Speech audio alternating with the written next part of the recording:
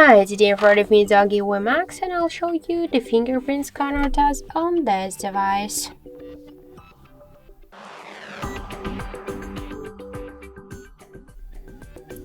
So I just set up my fingerprint to the scanner on the power key button on the right side of our phone, and now I'll make a couple of tries to unlock the device with my fingerprint and we'll see how fast this feature is and does it works. So let's start.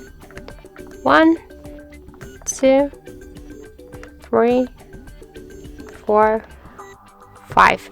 As we can see, with a simple touch on the power key button, I just unlocked the device successfully without any problems.